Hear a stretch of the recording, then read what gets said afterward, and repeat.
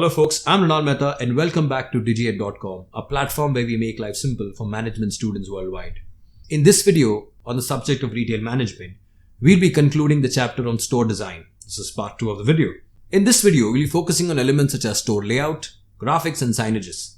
These elements ultimately entail in aiding and keeping the customer within the store. Additionally, the video also takes a stab at IKEA, which is a legend in terms of perfecting the art of having a perfect store layout. So now let's start with store design part 2. The store layout is a manner in which merchandise or products have been arranged in a retail store. It helps the movement of the customer within the store. An ideal layout strikes the balance between the merchandise to be displayed and productivity. It is meant to aid movement and flow of customers so that they move through the entire store. Areas within the store need to be demarcated as the prime selling areas, the impulse merchandise areas, the destination areas, and the seasonal or special merchandise areas. By balancing the destination areas and the impulse buying areas, the flow of traffic in the store can be directed. Moving on to types of store layouts.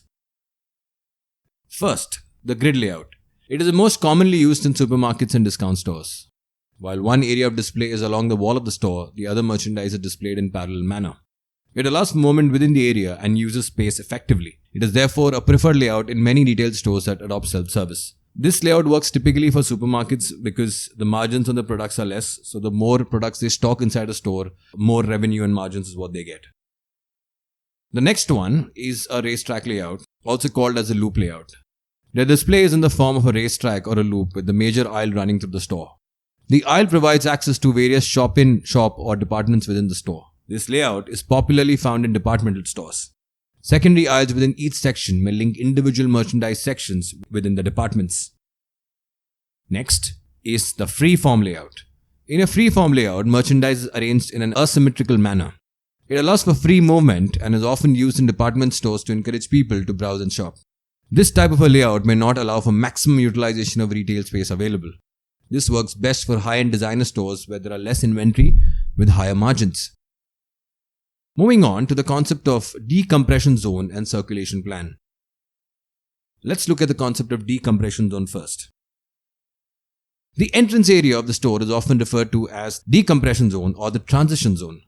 This is the area near the entrance of the store where the customer is making a transition to a new environment. Merchandise placed right near the entrance is usually lost on the customer entering the store, as at this point he or she is adjusting to the new environment and very rarely does buying occur right there. Retailers use this zone to sell deeply discounted merchandise or put up a power display, offer the customers a coupon, a basket, or simply sell products like flowers. Moving on to the concept of circulation plan. Every retailer would want a customer entering his or her store to circulate through the entire store. Most retailers adopt the policy of strategically placing demand destination products and impulse products at various points in the store. This encourages people to move and browse around the store, taking in products or items which have been stocked. Many a times, a retail store may also have a separate entrance and exit. Such an arrangement necessarily requires the customers to cover a certain length of the store before exiting the store. For instance, in a supermarket, the fresh groceries may be placed at the rear end of the store. This will ultimately encourage people to browse through the store till they reach the section. Similarly, impulse purchase items like chocolates may be placed near the billing counter. Moving on to examples of store layout. In this case, several case studies of IKEA. Let's look at the first strategy of store layout used by IKEA, which is known as the maze effect. The layout of IKEA stores is like a maze, has also paved way for more creative way of thinking about how to guide shoppers. This design means you often can't see what is coming next and fear you will miss something you need if you don't continue all the way along the path. Because you know it may be very tricky to revisit a particular item later on, you are inclined to pick it up when you see it and put it in your big trolley. This ensures that the customer touches the product, which in turn generates a psychological sense of ownership over it. Next, the Gruen effect.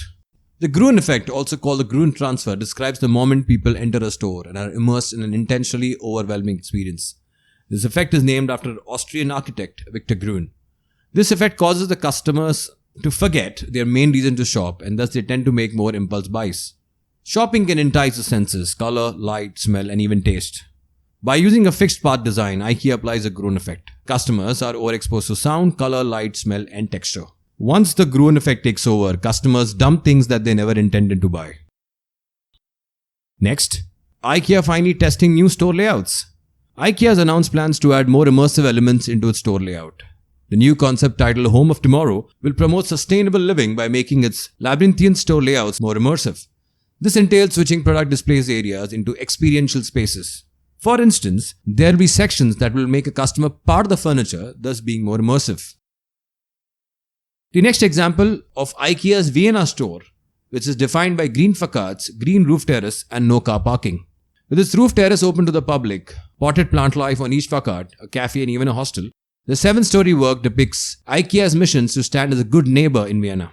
The Vienna IKEA has around 160 large trees into its facade atop its roof, accessed via a 45-meter long underwater tunnel. What the fuck is this? Moving on to the concept of graphics.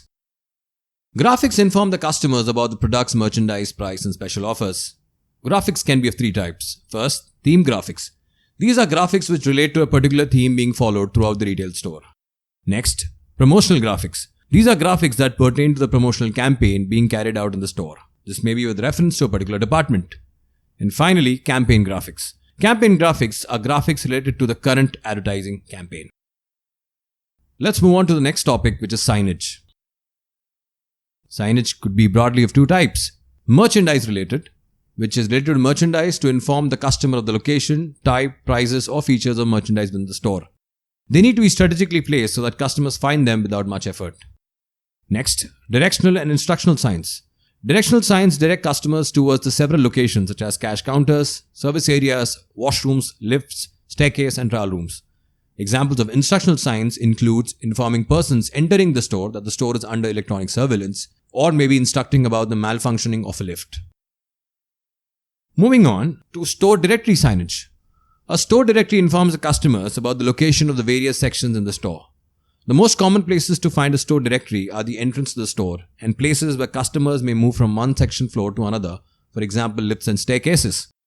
Fast food restaurants are some of the best users of graphics and signages. Most of the people who enter a fast food restaurant are in the process of deciding what to buy based on the signage. The best example in this case would be the signages in McDonald's and KFC. And finally, the concept of a digital signage. Digital signage is signs whose visual content is delivered digitally through a centrally managed and controlled network and displayed on a television monitor or a flat panel screen. The content delivered can range from entering video clips to simple display of the price of a merchandise. Digital signage provides a number of benefits over traditional static signage. Due to their dynamic nature, digital signs are superior in attracting the attention of customers and having them recall the messages displayed. Digital signage also offers the opportunity to enhance a store's environment by displaying complex graphics and videos and providing an atmosphere that customers find appealing. And finally, because the content is delivered digitally, it can be easily tailored to a store's market and change during the week or even the day or even by hour. So that's it, folks. This brings an end to the comprehensive topic on store design. These are the list of sources and links referred to for the content in the video. Thank you.